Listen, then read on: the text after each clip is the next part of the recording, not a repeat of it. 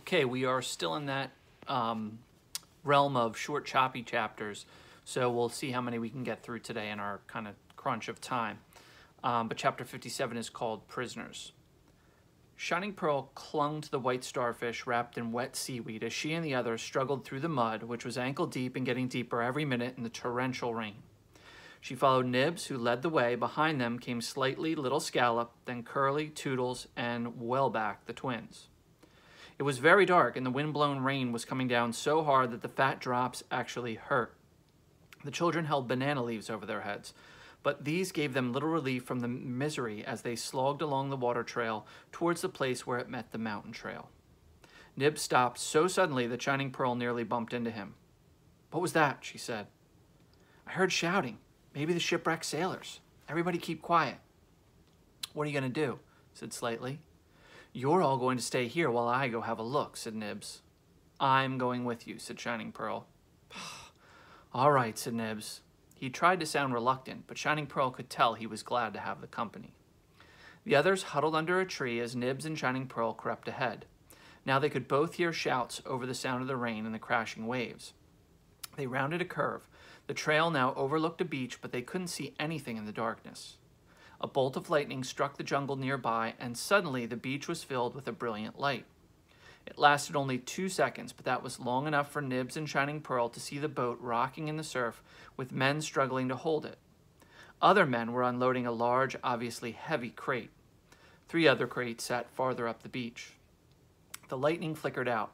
The 2 children stood for a moment in stunned silence, broken by Shining Pearl. "We need to tell your father," she said. "He'll want to know about this. I wonder what's in those boxes." "Maybe we can find out," said Nibs. "Let's get a little closer." Shining Pearl thought about that. Maybe if she found out what the men were up to, her father wouldn't be so angry at her for leaving the village at night. "Okay," she said, "but be careful." They crept closer, reaching a clump of trees just above where the boxes sat. They waited in the rain and the darkness for another flash of lightning, and when it came, they both gasped.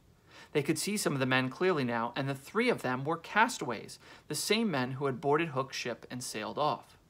Another lightning flash. Shining Pearl grabbed Nibs' arm and pointed. Farther down the beach, 2 men were talking. One of them was the huge man, Cheeky O'Neill. The other children looked at each other. All 4 castaways had returned to the island. But why?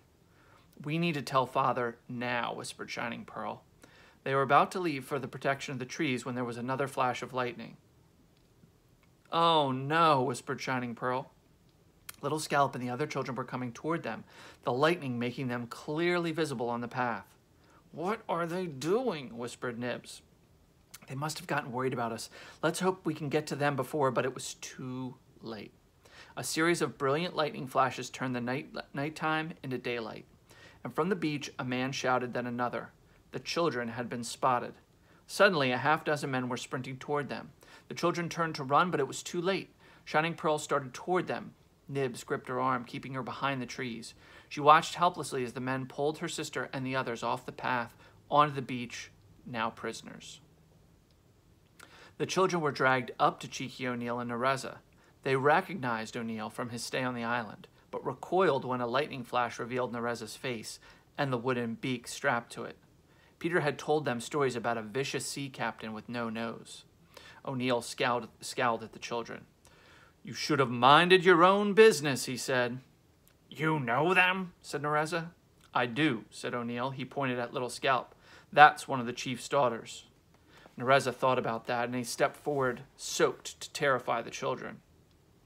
"I should kill the lot of you right here, but you might come in handy, especially you," he said, pointing at Little Scallop. "Tie 'em together, then hide the boat. We best get off the beach before more trouble shows up." The crew made quick work of it, and they tied the children together, then hauled the launch up the beach and concealed it in a ravine. They checked to make sure that they erased all traces of their activities. Then they lashed the crates to poles and headed off, 2 men per crate, and 2 more herding the string of children. Nereza and O'Neill walked in the lead. From their hiding place, Shining Pearl and Nibs watched. The caravan headed into the jungle in the direction of the mountain trail, and when they were sure the men had gone, they stepped out. "We should have done something," said Shining Pearl. "Such as?" "I don't know," she admitted. Well, I do. We get to the village and tell your father. They're heading for the mountain. We can take that shortcut to the other side of the mountain trail. From there, there's nothing between us and the village. They'll be well behind us. Shining Pearl knew this was a good plan, though she didn't want to say so. All right, she said, starting for the jungle. At the very least, she intended to go first. And chapter 58 is called Visitors. It's also on the shorter side. Fighting Prawn paced anxiously around the fire ring. The hot rocks steamed from the rain. Did you check the food cave? He spoke in the Mollusk language. We did. His son, Bold Abalone, did the talking for the group of 6 warriors, all nervously watching their angry chief. The mermaids? He snapped. Have not seen them either. The boys? They are also missing. Their hut is empty, and so is their underground hideout. Which means they're probably with the girls, leading them into mischief. Bold Abalone said nothing. Everyone knew it was usually Shining Pearl leading the boys into mischief, but Fighting Prawn won't want to hear that right now. If I might speculate, Father, he said cautiously. Yes. It being your birthday tomorrow, I think it's possible they went off in search of a gift to please you. It would have pleased me much more by listening to me. They might have been caught up in the storm, said Bold Abalone. Fighting Prawn softened his tone. Whatever they've done, we need to find them. He didn't finish because all he knew was what they were thinking. With the heavy rain, it was causing problems for the wild boars that roamed the central part of the island. It slowed them down. They were usually quick, but the mud holes would slow them. This, in turn, attracted Mr. Grin, the monstrous crocodile who, heavy rains, ventured much farther inland than usual. He loved the taste of boar almost as much as he loved the taste of Captain Hook. During the last rain, he'd gotten 4 of the creatures. Their skeletons found by the mollusks a few days later. Mr. Grin would be out hunting for sure tonight. Search the island. 3 groups. 1 on the mountain trail, 1 on the north of the water trail. You'll meet on the far end by Skull Rock and then come back up the center if necessary, taking the smaller trails. If they show up back here, we'll sound the conch. Bold Abalone stepped forward and placed a hand on his father's shoulder. We'll find them, Father. Fighting Prawn grabbed his son's forearm. You will. Chief, a ship! It was Wandering Crab, a tall warrior, currently on the beach, watching. And with a nod, Fighting Prawn sent Bold Abalone off to organize the search. He followed Wandering Crab out of the village and down to the beach. Night and fog still shrouded the coast, but in the distance he could make out the running lights of the ship. May just be a passing freighter, he said. Although he knew this was unlikely. Big ships never came near the island, which was far away from any shipping lane and guarded by treacherous reefs. I thought so at first, said Wandering Crab, but it's not passing. It's going just back and forth outside the reef. Fighting Prawn frowned. Ordinarily, he would challenge any ship that came this close to the island, but he didn't like the idea of sending out canoes in the dark in a storm. Maybe it's looking for the men that were here, the castaways. That might explain it.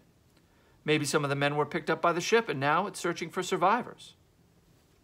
Then why stay offshore, said Wandering Crab. Why not come in? Fighting Prawn nodded. He didn't like visitors in any event. He especially did not like visitors whose intentions were not clear.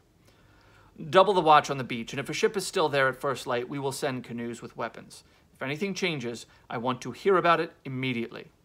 Yes, Chief, said Wandering Crab, loping back toward the village to get to the additional men.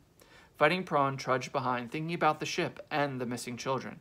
At the moment, he could see no connection between the two. It just seemed like a coincidence. In his long life, though, Fighting Prawn had learned to be very suspicious of coincidences. And so that is the end of the chapter.